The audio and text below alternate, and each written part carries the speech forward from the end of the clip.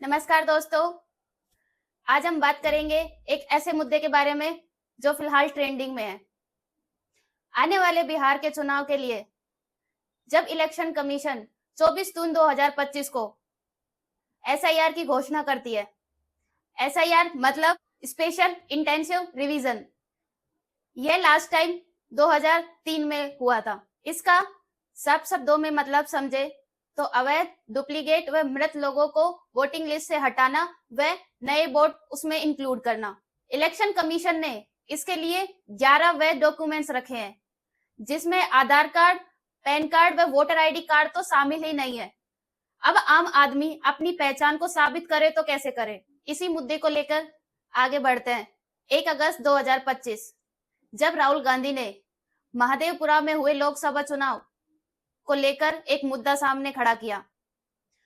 उन्होंने बताया कि वहां पे डुप्लीकेट रजिस्ट्रेशन, इनवैलिड एड्रेस व बल्क रजिस्ट्रेशन। इसका मतलब है कि एक छोटे से कमरे में लगभग 80 लोग रह रहे हैं, उन सब ने वोट दिए हैं। आप सोचो कि ये कैसे पॉसिबल है।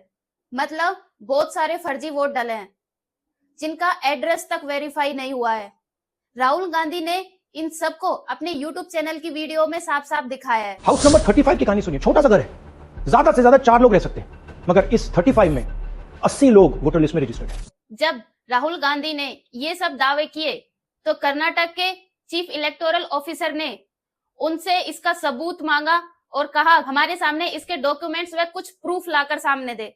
और इसके चलते ही एक खुलासा उन्होंने किया कि वोटिंग लिस्ट में कुछ लोगों के फोटो जो बहुत छोटे हैं, मतलब उनको सही से देख भी नहीं सकते, और कुछ में तो फोटो ही नहीं है। इनकी फोटो देखिए, या फोटो है ही नहीं या फिर छोटी छोटी फोटो है जो दिख नहीं सकती। इन वोटर आईडीज पे वोट दिया गया। इन सब के चलते उन्होंने एक खुलासा और किया कि एक ही एड्रेस जिसका हाउस नंबर 0 है, उसी से बहुत सारे वोट डाले गए हैं। यहां से कुछ दिन आगे बढ़ते हैं। 11 अगस्त 2025 को जब दिल्ली में हंगामा हुआ तो विपक्षी पार्टियों ने राहुल गांधी के साथ मिलकर एक प्रोटेस्ट मार्च निकाला, जो संसद से इलेक्शन कमीशन ऑफिस तक निकाला जाना है। इसके 2 मेन मुद्दे थे, बिहार में एसआईआर की घोषणा और वोट चोरी। जब वो इलेक्शन कमीशन की ऑफिस के बाहर पहुंचते हैं तो उनको बैरिकेड्स लगा के बाहर ही रोक दिया जाता है। कुछ को अरेस्ट कर लिया जाता है व कुछ के ऊपर मुकदमा दर्ज कर लिया जाता है, जिसमें राहुल गांधी भी शामिल थे। अखिलेश यादव तो बैरिकेड्स कूदते हुए भी नजर आए। जब राहुल गांधी ने इलेक्शन कमीशन से प्रूफ मांगा तो इलेक्शन कमीशन ने राहुल गांधी से एक एफिडेविट मांगा। जब विपक्षी पार्टियों ने इलेक्शन कमीशन से पिछले हुए चुनाव का प्रूफ मांगा तो इलेक्शन कमीशन ने जवाब में कहा कि 45 दिन के फुटेज ही हैं, उससे पुराना डाटा स्टोरेज के चलते हुए डिलीट कर दिया। जब राहुल गांधी ने वोट चोरी को साबित करने के लिए इलेक्शन कमीशन से डिजिटल डाटा मांगा तो उन्होंने देने से साफ मना कर दिया और उन्होंने राहुल गांधी को फिजिकली डाटा सौंप दिया। मतलब लाखों कागजों का गट्ठर, जिनको एक साथ रखे तो लगभग 19 से 20 फीट की हाइट बन जाएगी, और डिजिटल डाटा देने से साफ मना कर दिया। और हमने इलेक्शन कमीशन से कहा कि आप हमें वोटर लिस्ट दीजिए, वीडियो रिकॉर्डिंग दीजिए। इलेक्शन कमीशन ने मना किया। ना उन्होंने हमें वोटर लिस्ट दी और ना उन्होंने वीडियो रिकॉर्डिंग दी। डाउट हुआ क्यों नहीं दे रहे, क्या कारण है?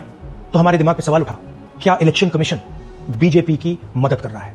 क्या इलेक्शन कमीशन ही इलेक्शन को चोरी करवा रहा है? इलेक्शन कमीशन डिजिटल डेटा नहीं देता है, फिजिकल डेटा देता है। मतलब लाखों कागज में वोटर लिस्ट दे देगा, मगर डिजिटल वोटर लिस्ट किसी को कभी नहीं देता। क्यों नहीं देता? कारण क्या है? कारण है कि अगर डिजिटल डेटा मिल जाए तो इलेक्शन कमीशन की सच्चाई पूरे देश को पता लग जाए। ये जो कागज हैं, ये एक लोकसभा के कागज नहीं है, ये एक विधानसभा के कागज है, और इन कागजों को हमने मैन्युअली सॉर्ट करना पड़ा, और पूरा का पूरा काम जो हुआ है इसमें 6 महीने लगे हैं, और एक असेंबली सीट में हम ये काम कर पाए हैं। क्यों? क्योंकि डिजिटल डेटा नहीं दिया जाता। अब कोई कैसे इतने बड़े कागजों के गट्ठर से वेरीफाई कर पाएगा?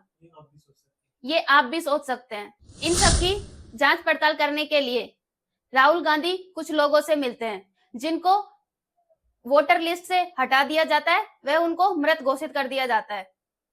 बिहार में 65 लाख लोगों को वोटर लिस्ट से हटा दिया गया, जिनमें लगभग 22 लाख लोगों को मृत घोषित कर दिया। 36 लाख लोगों को तो यह बताया कि वो लोग शिफ्ट कर गए, और कुछ लोगों को तो डुप्लीकेट कहकर उनको वोटिंग लिस्ट से ही हटा दिया। लोगों के पास जा जाकर उनके आधार कार्ड व उनकी बैंक की पासबुक की फोटो कॉपी ली गई और जब उनका नाम सामने आता है तो जिंदा लोगों की लिस्ट से हटाकर उनको मृत लोगों की लिस्ट में शामिल कर दिया गया। इस मृतक लिस्ट में जिन लोगों का नाम है, राहुल गांधी उनमें कुछ लोगों से मिलते हैं और राहुल गांधी अपने चैनल पर इन सब का वीडियो भी शेयर करते हैं। ना आप जिंदा ही नहीं हो। जिंदे में मृत लोग घोषित कर दिया है। तो पता कैसे लगा आपको?